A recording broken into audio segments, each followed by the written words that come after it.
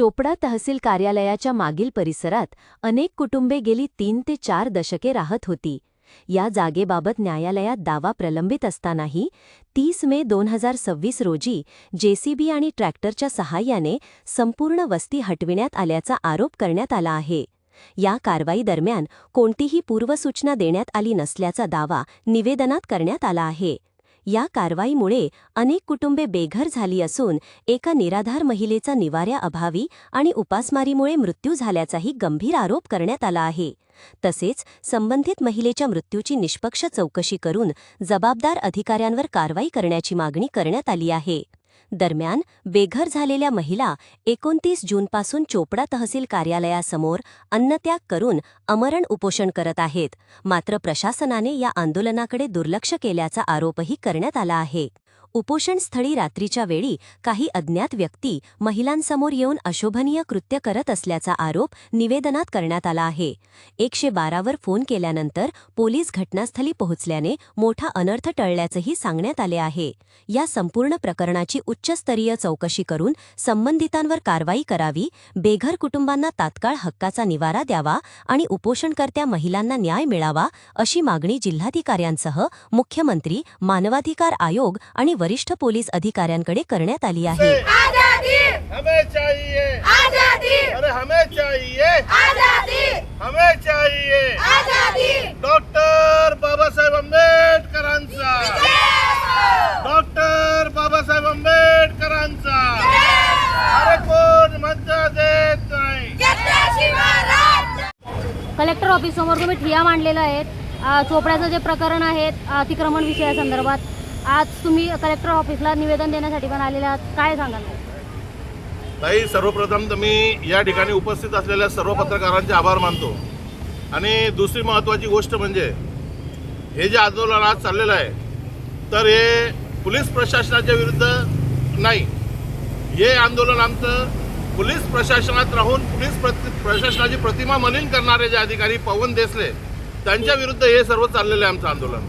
गेल्या 1 महिन्यापूर्वी 30 मे 2026 रोजी बेकायदेशीररित्या पवन देसले यांच्या आदेशानुसार काही 35 ते 40 घरं हे बेकायदेशीररित्या जमीनदोस्त करण्यात आले आणि त्या संदर्भात आम्ही हे आंदोलन करीत आहोत. इथं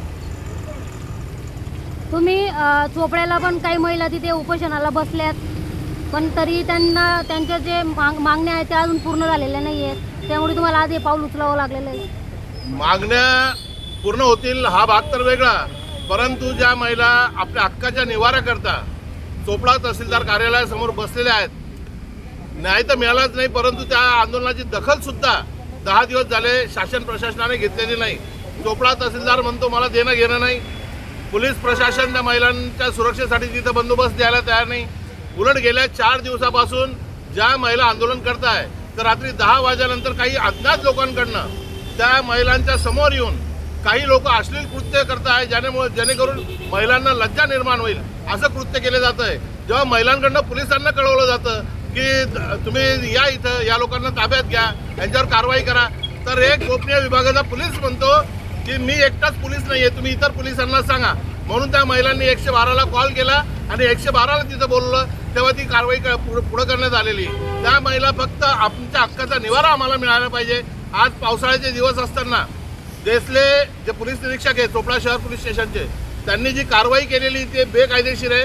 कारण हे जे प्रकरण आहे हे गेल्या 3 वर्षापासून चोपडा न्यायालयात प्रलंबित आहे, ते न्यायप्रविष्ट आहे.